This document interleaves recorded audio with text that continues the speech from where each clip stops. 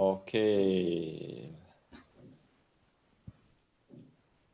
Okay, Sean, that's live on Facebook in Zoom. So let's see if it's really live. Is it already live? I don't know. Let me take a look. Yeah, there's always this delay. I just want to start proper. Woohoo. You'll be sharing with me the link, right? So I can Yes, share. okay, it's live. Okay. Hi, parents. Thanks so much for being here. And today we have the privilege of my good friend Jeffrey, and he's is a really an awesome econs teacher. Yeah, so let me Thank show you. you the link. Okay, so today Jeffrey will be sharing with us top 3 misconceptions for JC Econs. And again, if your child is planning to do that as a subject in the future or doing it now, I hope this will benefit you. Hello, Jeffrey. Hey, hi, John. Thanks for having me. Thank you. Yes, a nice virtual background, yeah. Thank you. Yeah, so parents can see that this guy eats, breathe, and sleep on econs, and even have an econs related background. No, my background is very messy. I camouflage it with something. Yeah. Okay, so I think let the parents get to know you better, and can you share with us some backstory of how you ended up doing this? Okay. Hi, everyone. Thanks, John, for having me. Okay, my name is Jeffrey. So I first started economics coaching since I was in national service. That was really long time back. In terms of actual full time, it was actually when I was in banking. I was actually had banking background, and back then I was actually doing some one-to-one sessions. All along, I have one-to-one sessions with students. So I realized that banking is not a corporate career that I like to climb. And I do find that there are more satisfactions and joy of sending kids to their goal, their destination university, and helping them to succeed in their life. So yes, I took the leap of faith and jumped into into economics coaching full time since 2014. Yeah. 2014. So may I ask how young are you now? How Because young? You look very young. You look really young.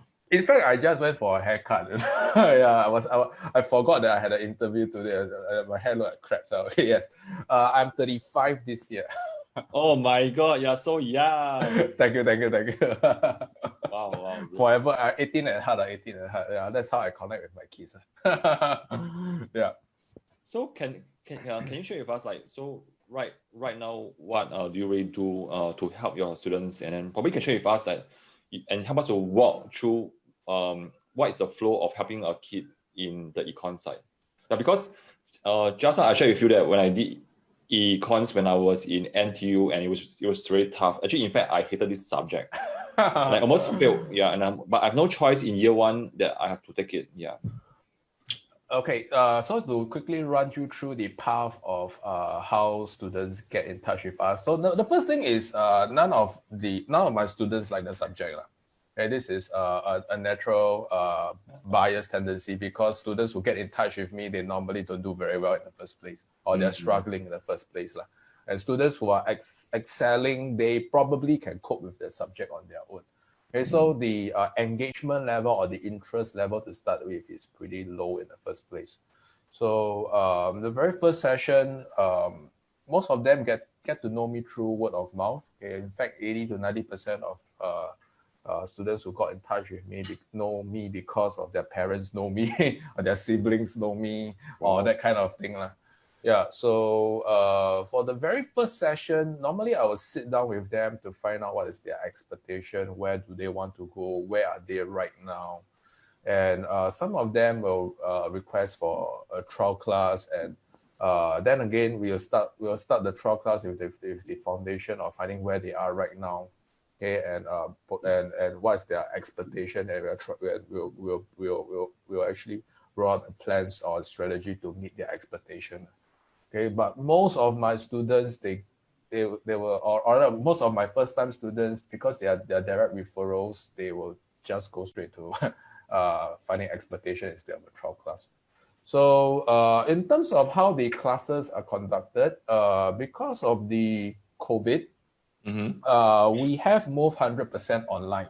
Okay, and the reason is because none of our students want to, or rather, most of our students don't want to go back on site.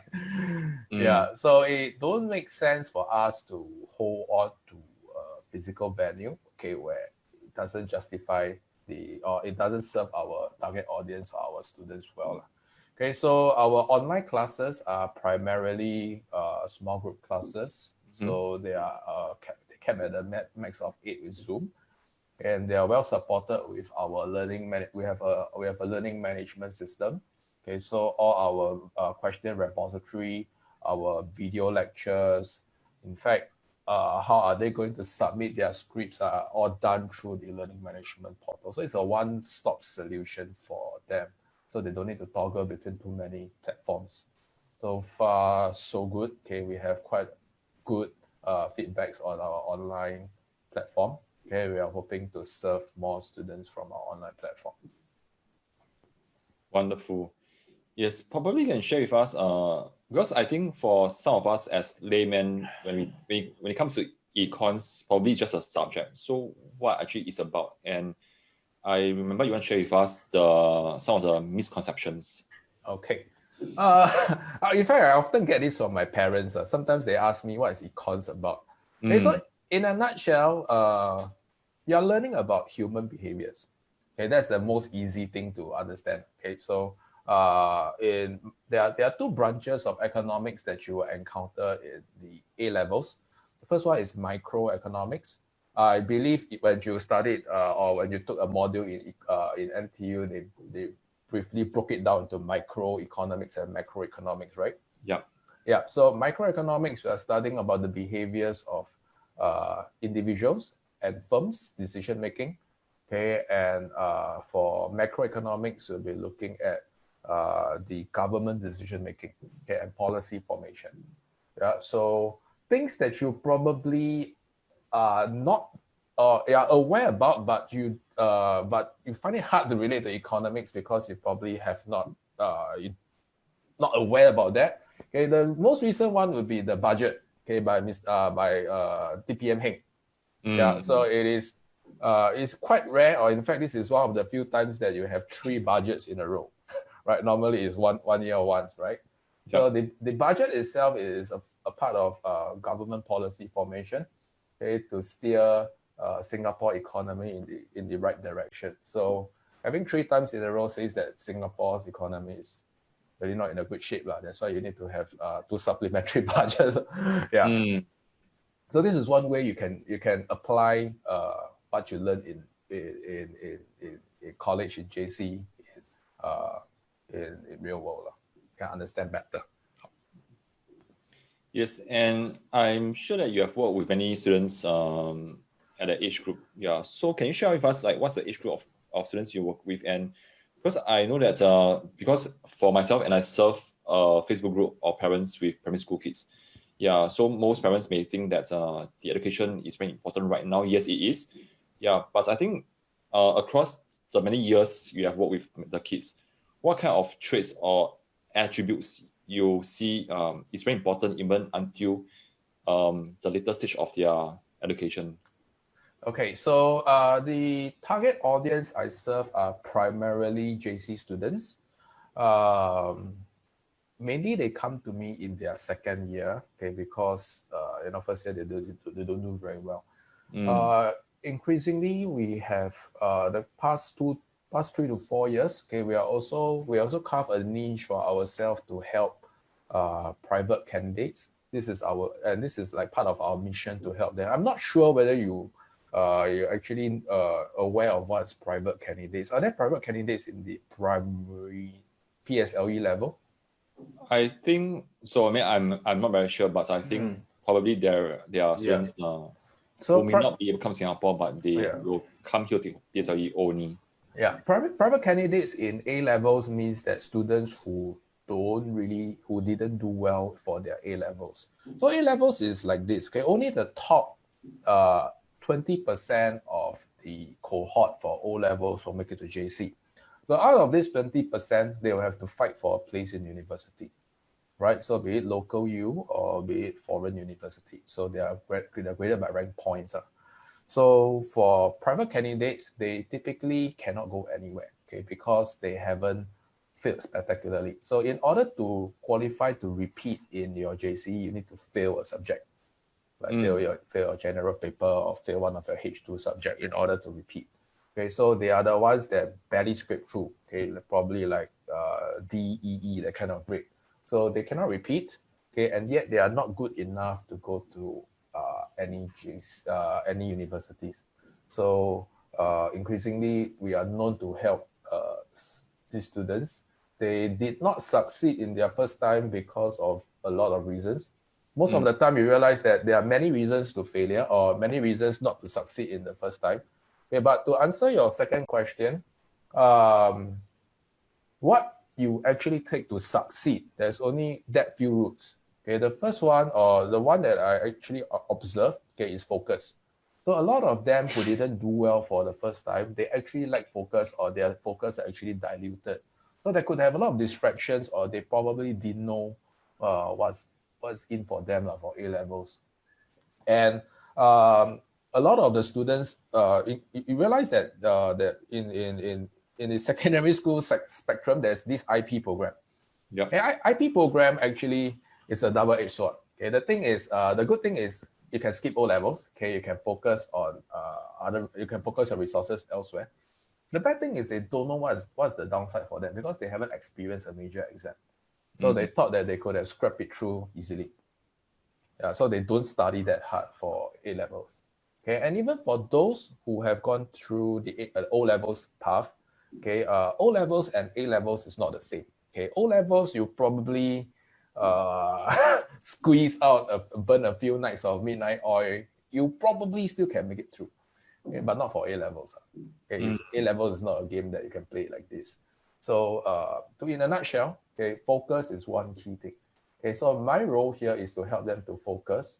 Okay, and whenever they're out of focus, okay, I will guide them, okay, and bring them back to where they want to go. Yeah. Since you're on this topic of because I think in my own vocab it's like a true train program. Yeah. Right? Those who don't take O-levels versus those who take O-levels and then A-levels. Yeah, and I think some parents may be thinking about it right now because they may have heard from their friends, and then their children are probably of those top caliber, and they have these options to consider. Can you shed some more lights on how, like you mentioned that there are upsides and downsides? So can you share some more points on how to help the parents to better consider which is a better route for their children? Okay, I'm speaking from my experience. Yes, please go. From interacting with private candidates, because when we work downwards the stream, the private candidates will share about their history. So a couple of them actually shared that part of the IP system is once you're done with O-levels, the first 4 years, I will call it the year 1 to year 4, they're equivalent to your secondary school. Okay, but that being said, because there's no benchmark, there is no national exams, it really depends on how focused you are, okay, in your study. So a couple of them that didn't do well for A-levels, they mentioned that their formative years in year 1 to year 4, they actually played too hard. So this is the first time I actually learned I can play very hard and not study too hard, I play too hard. Yeah, and year 5, and when they're at year 5 and year 6, which is the senior year or the JC equivalent, they realize that their foundations are totally no good. They cannot catch up. Okay, so I would say it is very dependent on individual child. Okay, so if your child is an independent, motivated learner, I don't think this is very important to them because they are still going to learn, by the way. Okay, so but if you realize that your child is more of the herding kind of community where follows their friend closely, the ones that I've interacted with, they play very hard with their friends. Okay, but they have no idea that their friends are studying very hard late at night. That's the thing. Yeah, so you need to have a good self-awareness of what your friends doing. Okay, so in order to, so that's one thing that I would like to share. So having good self-awareness as a kid. And if you realize that your kid has consistently lack of discipline, then probably O-level track could be a better alternative, because the 4 years is steered towards to prepare for the national exam. No doubt the national exam may take away preparation time or resources that's better spent elsewhere in project work or that kind of thing. But it still sets a milestone for them to reach. And they know clearly what is in for them and what happens if they don't do well. Yeah. So it sounds like there's no like right or wrong to take whichever track. It's to find a track that suits you and your characteristic and whether you are disciplined to follow that track or not. Exactly. So like what I've mentioned, it also depends on the environment or the environment of your friends that you have. So for parents, you may want to be wary about who your I mean the friends that your kids are hanging out with, because even in really good schools, okay, there can also be not so constructive environment with friends that always ask you to play, like that kind of thing. And if you give in and you don't know that these kids are actually studying very hard at night, then you can fall into the unawareness trap. Yeah. Yes, great, because it is actually happening in primary school as well, but it's at a more minor level, which is the P5s. For some schools, they have already taken out the mid-year as well as the CA1 and CA2. So the only exam that the child will face in the whole of their P5 year is SA2. Yeah. So we do have experience of parents who told us that, hey, why my kid did very well for P4, but end up fail so badly in P5 in SA2. Yeah. So I do agree with you that it may or may not help some kids who lack focus and lack the discipline to study. Yeah. So I would say that the O-level track is, especially the 4th year, is like what you mentioned. You need to have certain gauge. So every year when they promote, no doubt every school have their own internal promotion criteria. Sec 4 is still a national exam. Okay, so that actually sets the expectation for all the O-level students. I'm not trying to say that IP is no good. IP has its own merits, but really it depends on individual child and their environment. Yeah, so that's one thing that I'd like to share. Yeah, probably I can break it down for our parents in a sense. If you think that your child belongs to the group that have discipline in doing work and there's no need for you to always nag and chase, probably the IP track is more suitable. But if you think that your child needs someone to always chase and nag, the other route probably is a better fit. Yes, the O-level track is set to is set just nice for children to follow. They don't need to be nag and chase because the inner clock is going to tick, by the way. Yeah, probably in my own opinion, there is a certain sense of prestige. If let's say if the parents share that, and my child is in the IEP track. Yeah, so sometimes such factor do play a part in helping the parents to decide for the child which road they want for the kid. Yeah. Okay, the other thing that I also want to hear more from you is because you are someone who work a lot with those teenagers, and probably they are already like young adults.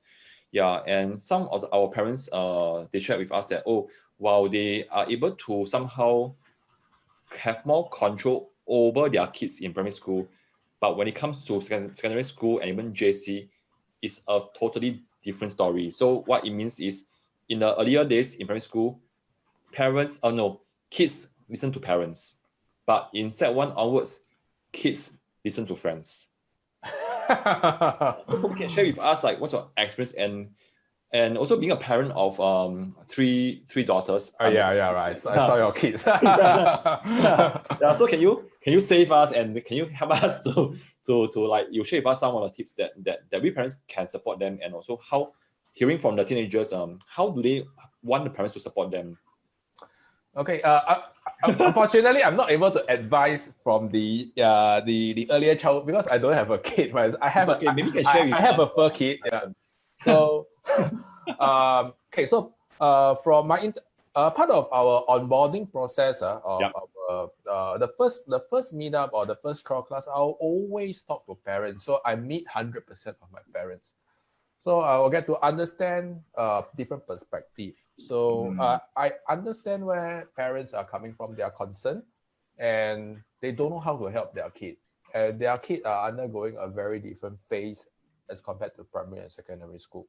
So when it comes to JC, when it comes to learning, okay, it is especially when they engage me as a coach. Yep. Okay, it's a joint decision. Okay, it is not made by oneself. And for instance, when students come to you, the decision is made primarily by the parent. All right. So why did I share about this? Because joint decision, or rather, it is going to be part of the foundation of how are you going to work with the kid, or work with your own child. Okay. So one thing that I observed that works very well, okay, for parents that have high schoolers or JC kids is they always consult them and talk to them like a peer instead of a top down. Yeah, because teenagers, they are so-called young adults, lah. Okay, so they want to have their own voice. So whenever I ask them, hey, look, you're going to join my program, okay, but your mom is not going to join on your behalf. Okay, you got to make the decision. Yeah, you got to treat them like adults so that they can make adult decision. Okay, so the first thing is you have to leave your expectation higher, okay, and start to see them that they are capable of making good decisions, which often they are. Okay, but sometimes parents being parents, okay, you do see that in your walks of life, okay, that they could be over assertive, lah. So that could be that could be counterproductive. So the first thing that I always tell my parents is, look, your kids are always they're already in high school, okay, year J1 or J2. So when they proceed to JC, they should have some form of awareness what's ahead of them. Okay, so let them make decisions. Whatever decisions they make, they have to incur the cost, lah. Okay, or whatever bad decisions they make. So for us, okay, for myself as a coach, for you as a parent, you probably can make advice. Okay, but the decision is still up to them. But they have to know what are the consequences ahead. Okay, instead of telling them, no, okay, I'm going to stop you, okay, they will hate you even more for that. So the example that I always share with my private candidates is, look, you're going to retake, okay? So it is your choice. And what happens if you don't do well means you're going to start with another year without a proper A-level cert. Okay, so your mom and dad cannot help you with that. Okay, and they're fully aware.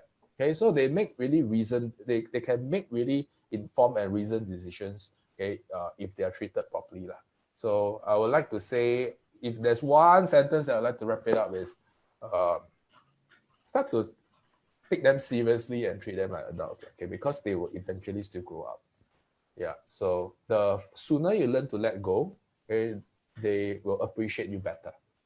And any pitfalls that you have told them that, hey, this is a pitfall, okay, if they jump inside, having full awareness, they won't blame you. Yeah, so that's the thing. Okay, you must tell them that there's a hole in front. You want to jump, you jump. Okay, if they jump, they won't blame you. And then they know that Papa, Mama, and Mr. Teo is out for is good to them, and then they will gain their respect, lah. Yeah. So another thing that I learned is the more you tell them no, the more they want to do. Right? I believe you experienced that, right? No. Yeah, when you say no, what do you mean? No to what? So for instance, you tell them that a very simple example, you want them to submit homework. Okay, you know that homework submission is important. Okay, when you tell them please submit, they don't. They always do the opposite. Yeah, but if you tell them don't submit, I tell you they will get 100% submission. Also, what I always tell my kids is, don't submit. Okay, make my life easy. I can spend more time with my dog, my wife. Yeah, so they work pretty well with reverse psychology. This is something that I uncovered recently. Yeah. So yeah, so one thing that I learned along the way as well, reverse psychology works. Just curious, like when you say yes, and I know that sometimes you tell your students don't submit, but you explain to the parents beforehand that you may use such a tactic to coach their kids.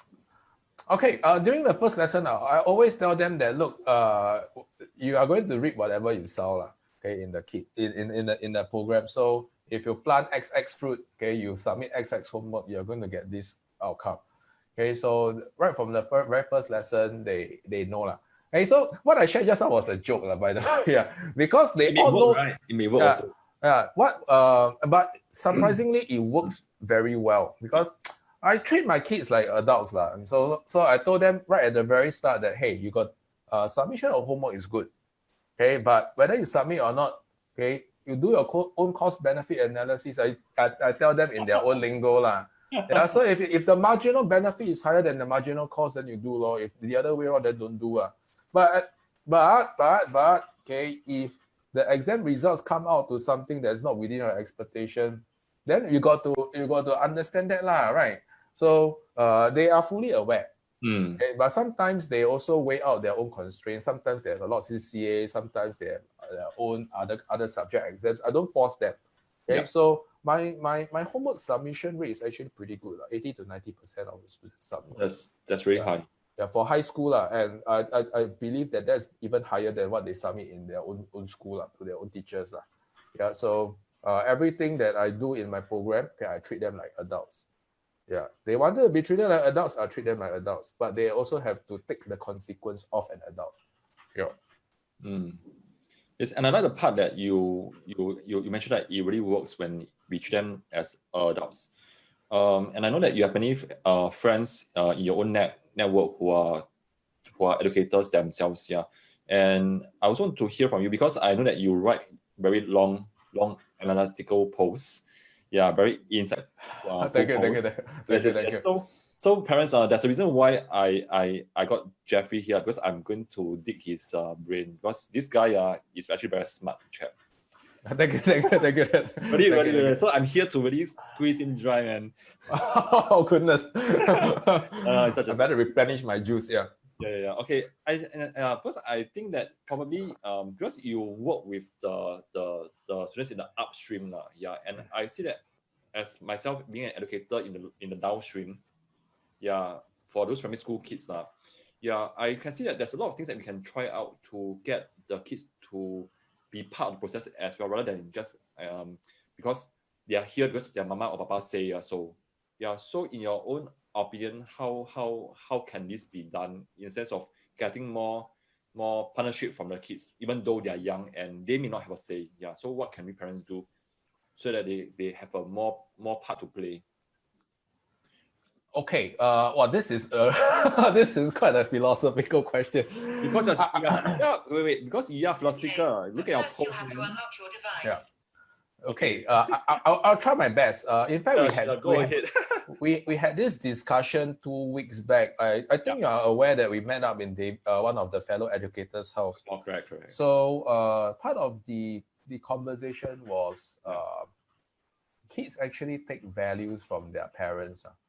So when the kids that I'm coaching right now, okay, although a partnership model works, okay, I am not able to change their value or their character because they have already reached a stage where their mold is already more or less fixed.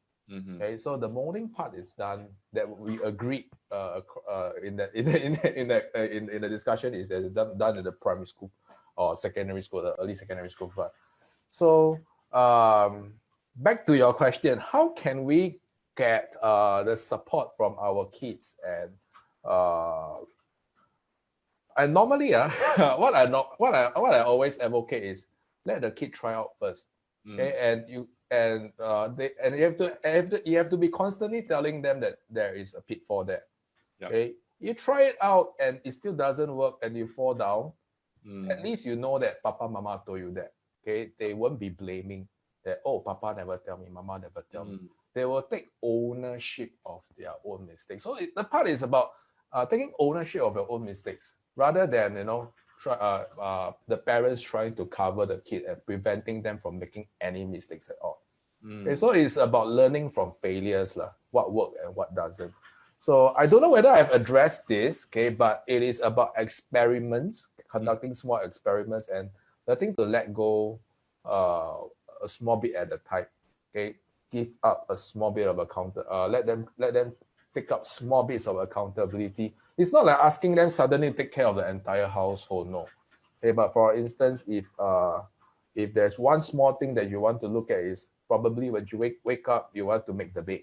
Well, why do you want to make the bed? It is to set the whole day right. Okay, you want to instill this kind of small accountability first, okay, across your formative years, before you can instill them with bigger level of responsibility.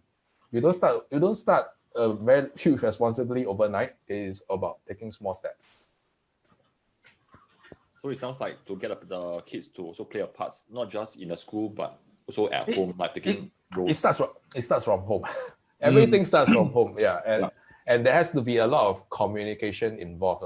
So yes, it could sound like nagging, but from the successful partnerships that I see across my parents, they are the ones that treat the kids like friends. Their own children like friends. Okay, those are the those parenting style works very well.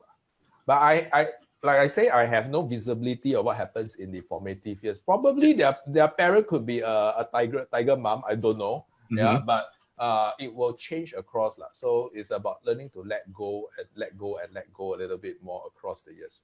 Yeah.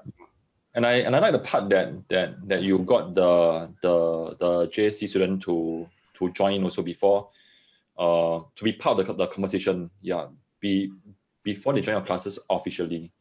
Yeah, so probably we can try that for the younger kids and see how that goes. Yeah, and yes, I mean, I think this morning you shared something on the group chat that I actually saw is about the expectation that you set for your own kid, right? Yeah. Yeah. So if you set a high expectation, they will try their best to meet it, okay, or rather we'll meet halfway. But if you set somewhere too low, then no point. Yeah. So I think it's no harm trying. Okay. You will be surprised that I think even the upper primary school kids, they will know what are some of the responsibilities they have. Okay, it's just that the environment don't allow them to live up to their own responsibility. So start instilling this right now. No harm. Yeah. And I heard that, and I caught the part that you say, in your own opinion, those students who did well, actually you saw the parents actually treated them as friends. Could you share with us what does this friend really mean? Because I think some of the parents may think that, or they may misinterpret the friend now, and then they may do another thing. Yeah. Okay. Yes. So some of the kids or some of the parents share with me that their kids share with them almost everything. Wow. Okay, so that's very powerful, right? Yeah. So from what I see, is to treat each other with respect, okay, but don't cross the line. I mean, you are still a parent, okay, and yes, there are certain things that you don't do, okay, but it's really about mutual respect and setting a good role model as a parent. Whatever that you don't want them to do, you don't do yourself. You gain their respect. Having an open communication channel, or no matter how tired you are every day, try to make time to at least catch up with them, follow up with them on how are they coping, okay, and yes, and learn to let go. And over the years, towards the Sec 4 year 1, they are more or less on their own already. Yeah, so there's not so much of parenting per se. Yeah, it's just about guiding them and steering them to the right direction. Yeah, no need to scold them lah. I haven't seen a lot of my parents scolding their own kids. Yeah. Yes, and my 2 cents will be, I think there's no need to wait until then to start to teach your children accountability. A lot of things can be started on the way in primary school, like what Jeffrey has shared.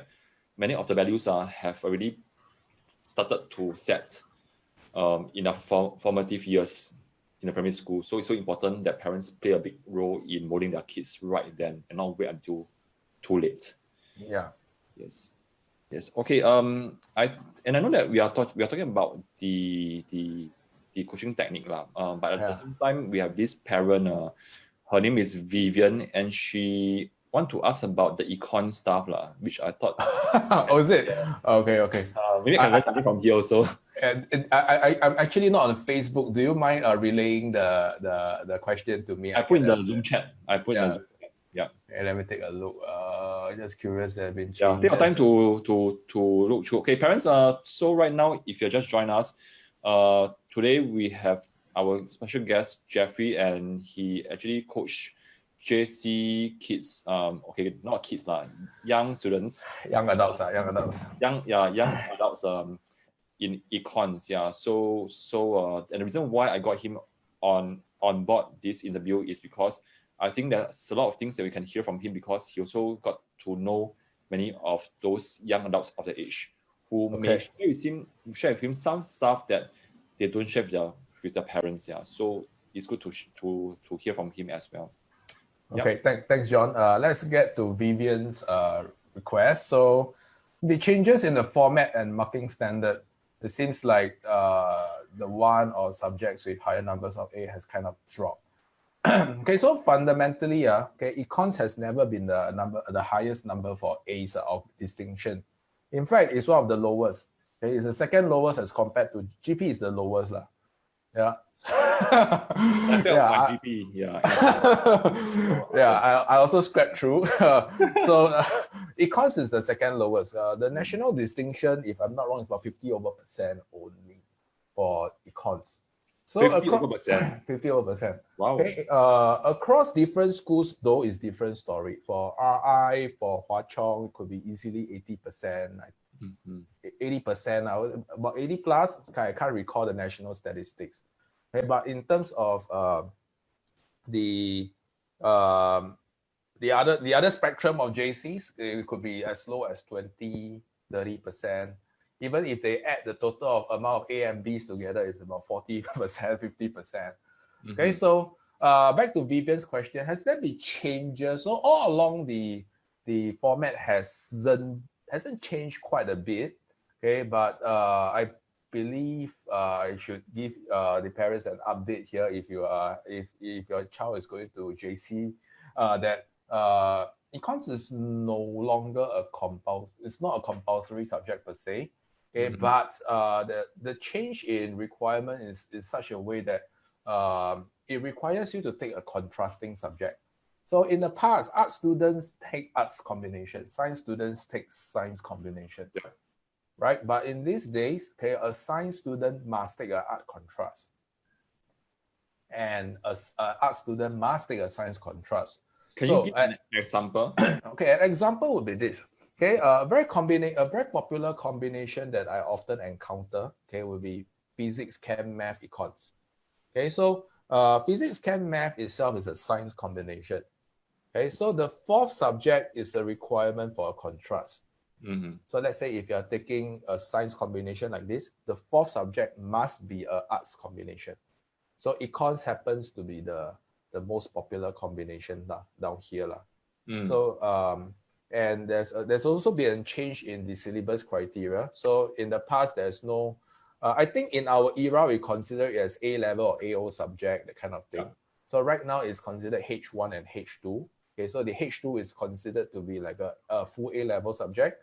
The H1, it is a diluted version of the contrast. So if you're a science student, you take 3 H2s, physics, chem, math. These are the full subject, and you take a contrast of a H1 econs. Yeah, so this is how the education direction is going to take, the direction they're going to undertake to widen the exposure of students. So I haven't really encountered any changes in the format, but if you really want to find out about the format, in fact, this is one of the myths that I want to cover today. Oh yeah. And I think we talk so much that I forgot about the myth. And no worries. Yes. For econs A level subject, H1 and H2, the answering requirement is different. the H1 subject-wise, they are more data analytical skills, or what we call case studies. Okay, whereas for H2, okay, they have data analytical skills, case studies, as well as essays. Okay, so what's the myth that I want to cover? Let me take a look. I also jotted out somewhere that, yes. Okay, the myth that I want to cover is econs is for everyone. Yeah, but in fact, it's not the same. And the reason is because of the different requirement. H1 is data analytical skills. And in H2, there's essay requirement, which requires you to write a lot. Okay, so for science students, okay, they typically, from what I observe, art students write a lot faster and a lot quicker. And I mean, a lot faster, a lot more precise. So they take H2 econs is a good combination for them. Okay, but for if a science student is taking econs as a H2 subject, they tend to struggle a little bit more. Okay, because they cannot write as fast as their peers. Okay, let's put all things the same. If they are equally proficient, okay, art students are always going to write faster than a science student. True. Okay, in terms of if they are going to write faster, they can deliver more content. Yeah, so this is something that I want to share, that econs is not for everyone. It really depends on what is your inclination. If you are more of a science student, if you try to go against your what you call a comparative advantage, okay, of analytical skills, and try to write quantitatively, then it could work against you, because essay writing is really about writing speed. Yeah, all things remaining the same. Yeah. So I don't know whether I've answered Vivian's question. I hope I did. There hasn't been much change in the format, but in terms of H1 and H2, H1 is more case study, data analytical centric. Still got writing, but it's not as much as H2 lah. Yeah. Yeah, she replied, I see. Just happened to notice the drop at least in my kids' school over the last 2 years. Oh, yes. So it could have, in terms of different school, they have different, economics department across school is different. But I always need to gauge with the national average. So sometimes if the department hasn't been on the right track, then that could happen. Yeah. Okay, and anything else that I can help? Vivian, anything you want to ask, can just ask. She's a very hands-on mommy. Yeah. So okay. Yeah, she's trying to get more info for herself to support her kid. Oh, sorry. Yeah. Okay, can bring your dog up and then I can say hi. Get your dog to. She don't like to be carried. Every child is different. This one is different. This one, when she's on the floor, you try to pick her up. She'll get very upset. Yeah. Probably to share some views on the subject. Okay. That's the initial first myth that I want to debunk, that econs is for everyone. So as it turns out, it really depends on your child's O-level or inclination.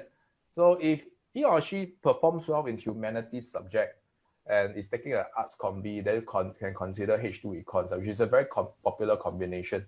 Okay, but I do see a lot of the science students that are struggling very badly with their H2 econs. They can take this combination, physics, chem, econs, H1 math. They can do that. Yeah, so they struggle very badly with their econs because they can't deliver as fast. Yeah. And do I have to? You mentioned that there are 3 myths. So the first myth, what I'm hearing is the econs is not for everyone. And I can put both hands and legs up, because when I was in year 1 in NTU and it's compulsory to take econs. Wow, I really don't like the subject at all, and I write very slowly. Yeah. Okay. So the second thing that I want to share with is some of the parents, when I talk to, they have the misconception that econs is very mathematical or very quant. Right. So this is something that I want to address, that you don't need to be very good in math to excel in A-level econs. Okay, I actually ties up nicely with the first part. Because like what I've mentioned, at the A-level track, it is still very argumentative. It's still very writing style. Okay, so if you want to pursue economics in higher tertiary, in university, master's, PhD, then that will be more quantitative or more calculations involved, calculus, that kind of thing. I think John, you know best, lah. Yeah. Okay, but at least in A levels, you don't need to have a good math background. Okay, so this is what some of the parents ask me, if my child is not taking A math or doing very poorly for A math, can still do econ. Why not? Because it's not a criteria. Okay, but if you want to take university econs, then right now my advice is you must be very good in your JC math. If not, don't bother. You'll struggle very hard. Okay, like what I've experienced when I was in my tertiary days, I struggled very hard. Yeah. Yeah. So that's the second myth. Okay, the last one is okay. Some of the students or some of the parents, or rather, when some of the students got in touch with me, I always ask them, okay, what got you to fail in the first place? Part of the fact finding, lah. Sure.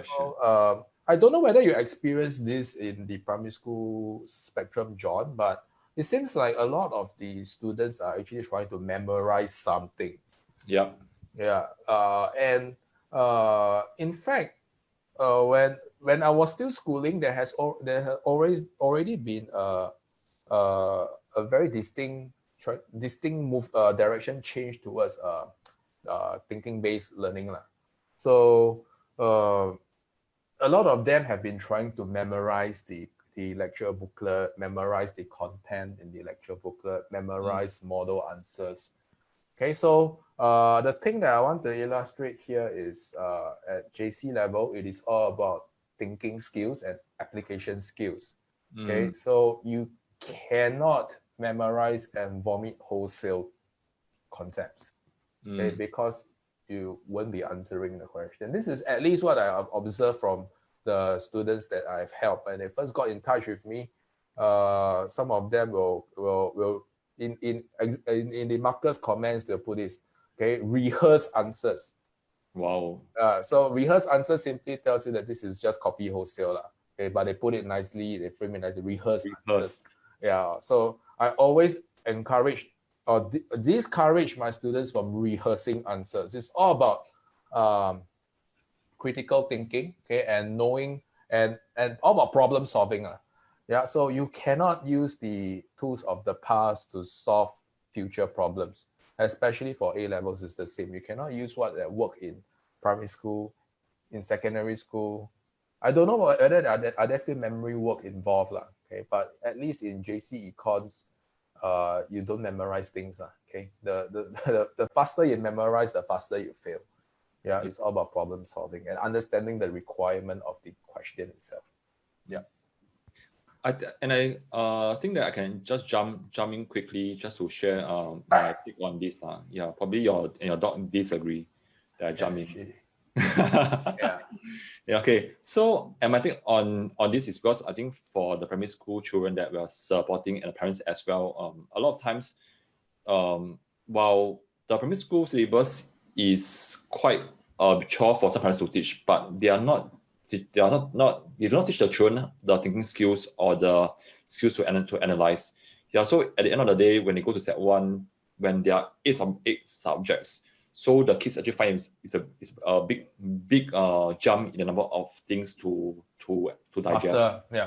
Yeah. So I think parents, if I can advise in the earlier years, you may want to teach your child how to study rather than just to memorize.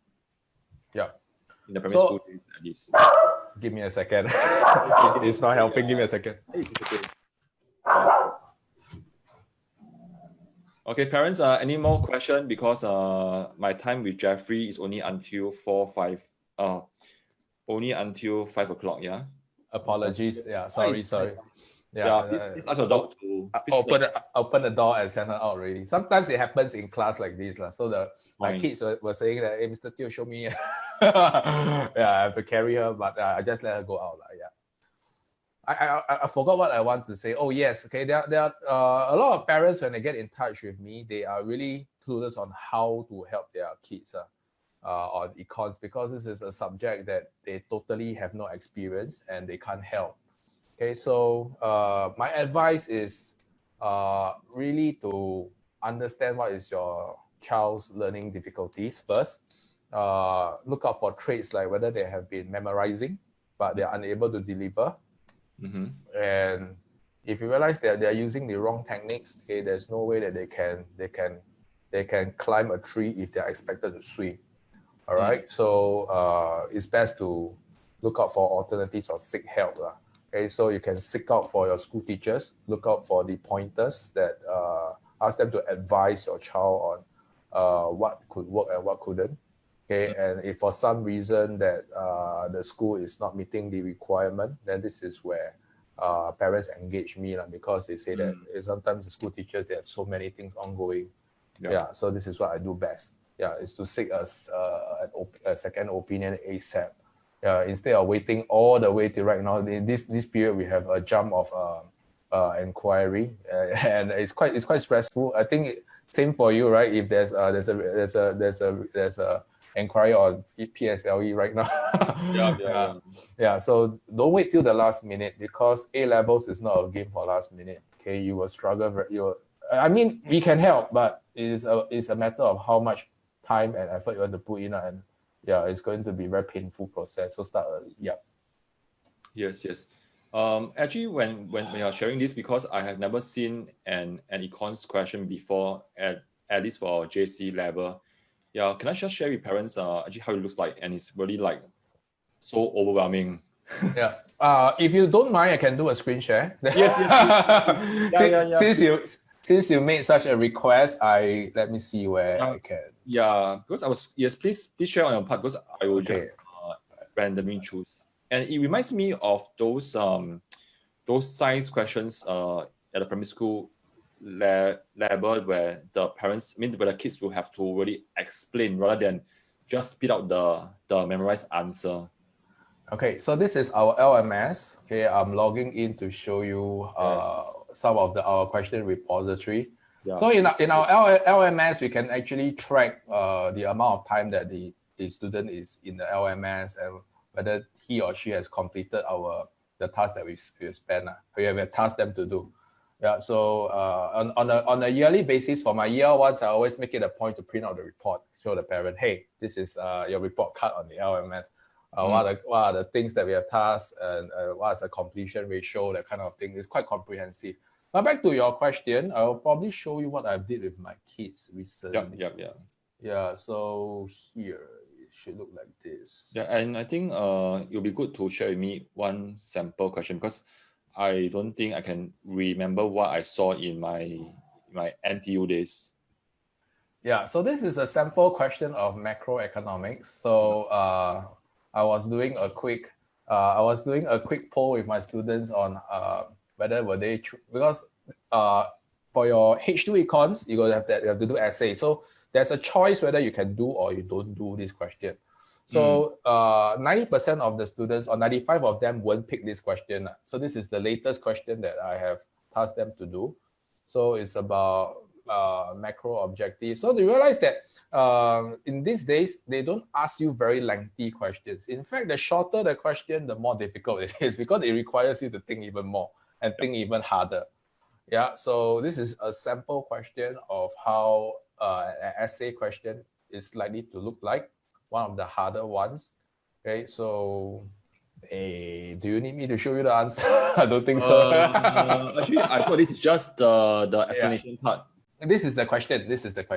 25 marks. Yeah. So it looks really short, but the answer looks like this. Give it a second. Macro objective or what? Yeah, this is and yes, all our classes are recorded. It's here. I'll show you how the answer key looks like.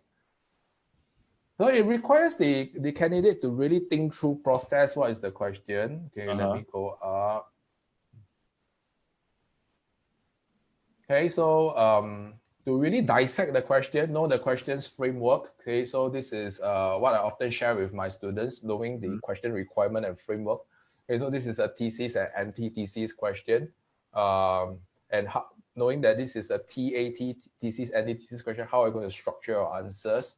Okay, so what are the main points that you have to bring? So the main point, as per stated in the question, is conflict of macro objective, and what are the side points you have to bring. Okay, so it can sound very daunting, it can sound very challenging, but once you know the answer, it's really not difficult. Okay, so it's about having the right content. Okay, so once you know that what are the potential conflict of goals, what are the trade-offs. I think you have seen in the recent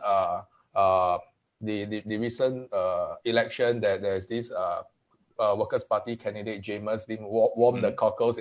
He keep using the word trade-off. If you look at his election speech, this is what is illustrating about what are the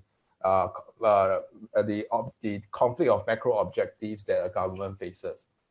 Yeah, so it's not too different of what is trying to illustrate. It's just it is in written form. Yeah, so knowing the structure, knowing the content, and then what you do is you use your content and put them nicely into the framework that I impart to the students. Yeah. And parents, do you see that the time allocation to write is 40 minutes?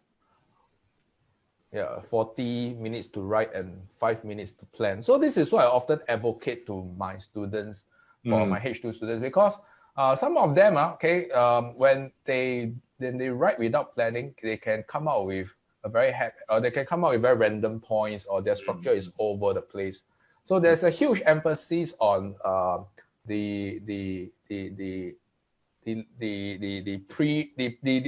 you call this? Pre-work or the pre-writing. Okay, what do you do before you write? The preparation work. Okay, so it's about coming out of the point, structuring out nicely. Okay, and don't deviate from the plan. So I often tell the students that if you fail to plan, you are planned to fail. Yeah, so it's essentially is this, and it often reflects in the examiner's marking as well. Okay, you can see that when they write it out in the exam paper, they have a carrot stick. They insert the carrot stick. They draw it right below. Refer to the extra point right somewhere below. Okay, which is not very visually appealing, and it breaks the examiner's reading sequence. Okay, so it's a no-go for presentation and writing. So it's also a lot about how you are going to persuade the marker to give you marks, right? So persuasion requires you yourself to have a good clarity of mind, and how are you going to portray your points first before you can persuade the marker. Okay, so my role here is to really simplify, simplify the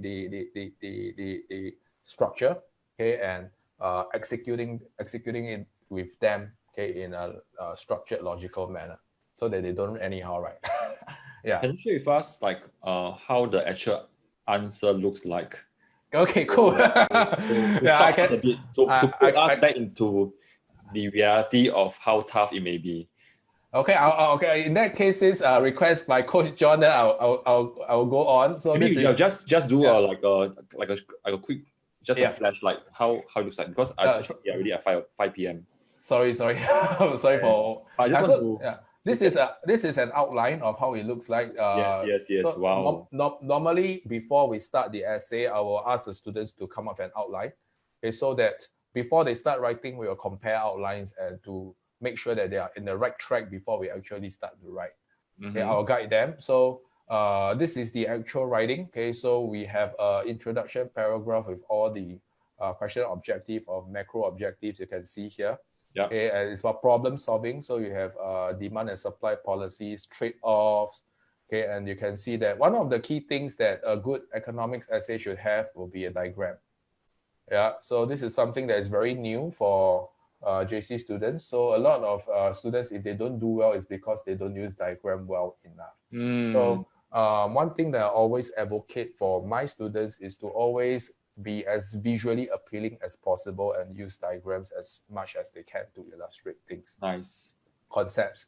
Okay, and always to relate to the diagram. So some of them, when they draw the diagram, it is just a start, but you need to explain the diagram in writing. Okay, so it's about linking back to the diagram of what you have drawn. Okay, so if you want to persuade the marker, when you draw something, you don't just draw and then you just write on, right? You have to explain to the marker why you are drawing that. Okay, and what's the purpose of the diagram. So it's all about presentation skills that is really not covered well in school. Yeah, so this is about diagram, little bit about diagram drawing.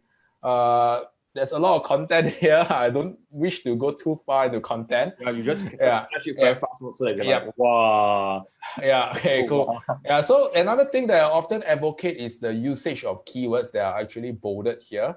Yeah. Okay, it's really important because for markers, we are always constantly looking out for keywords. Yes. Keywords actually showcase that whether you know the content, you know how to apply well or not well enough. Okay, so for our answer keys, they always have keywords that are actually bolded so that students they can actually, when they revise, okay, they can actually quickly take out snippets of the keywords and they learn how to use that. So it's very targeted way of answering. Yeah. Okay, so this is how an answer key looks like in a nutshell. I hope I have not sent you sleeping or sent the parents sleeping, but it can be quite challenging. Okay, considering that if you don't know how to structure, if you don't know how to present, or if you don't know how to apply, it can be a real challenge. So my role here is really to simplify, okay, and to help my students to learn how to apply, about application skills here. So there's a lot of hands-on activities in the program here. Yeah, this reminded me of how my kid actually had to study for OEQ for science, which is and the questions. Yeah, and I realized that there are many. There's a big difference between a kid who did well for science and a kid who don't do well for science. Yeah, and one of them is what you have mentioned, which is the study skills. Yeah, that the kid is lacking.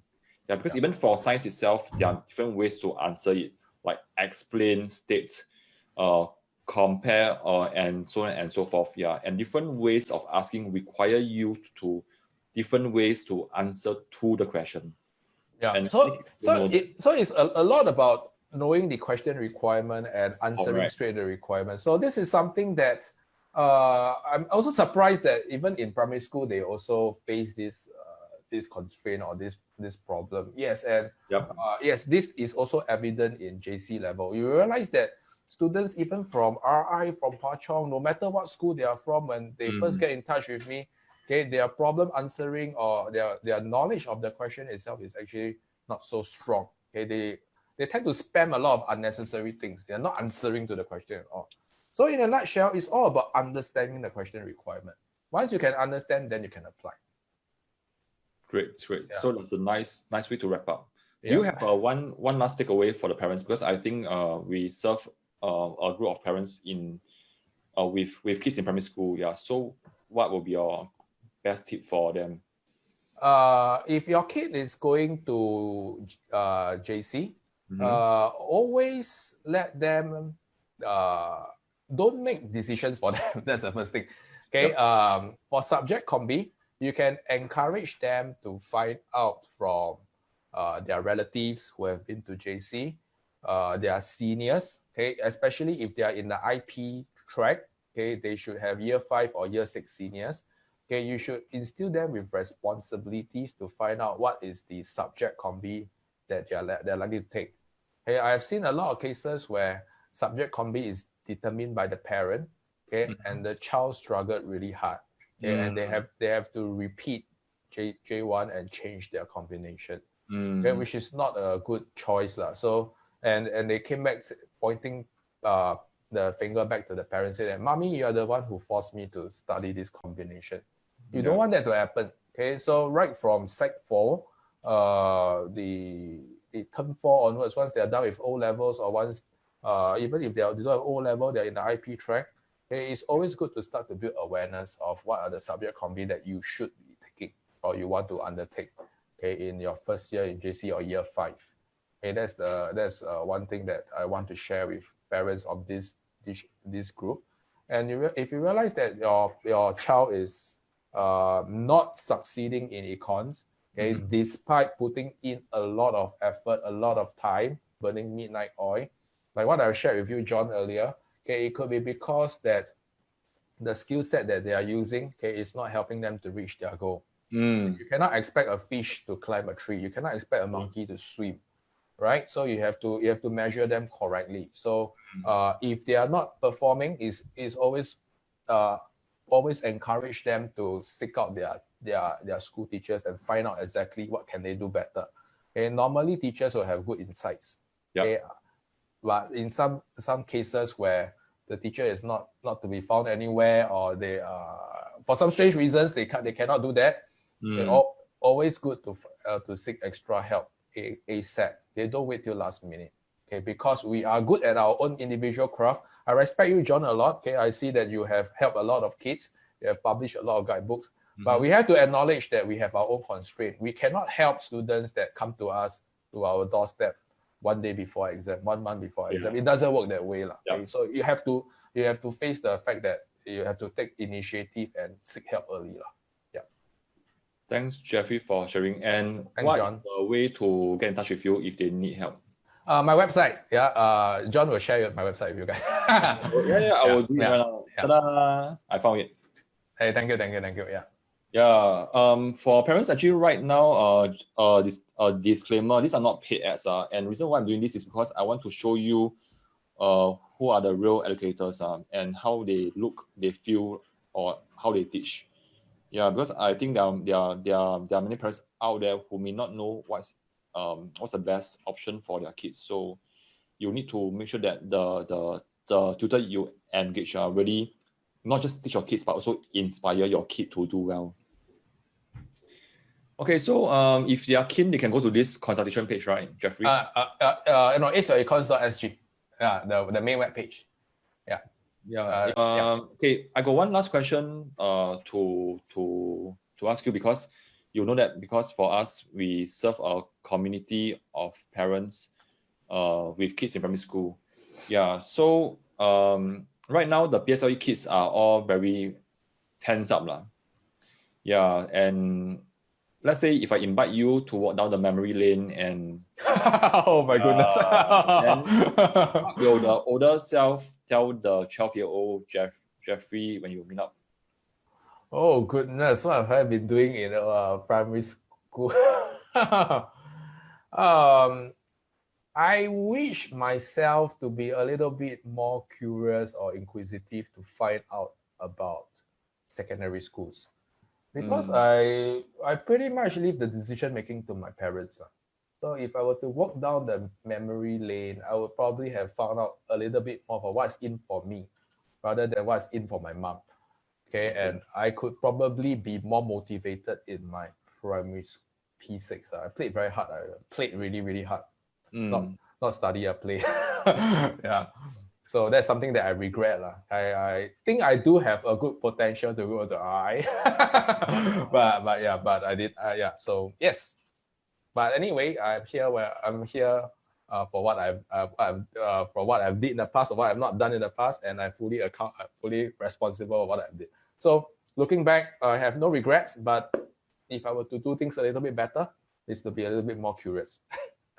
Wonderful. Thanks for sharing, Jeffrey, and so much. Thanks so much for being here. Yeah. Thank you. Thanks, John. Thanks for having me. Yeah, and I hope that actually, yes, I learned a lot from you, and it somehow helps me to better support our children at the upper stream, so that when they go down to your side, they are all being able to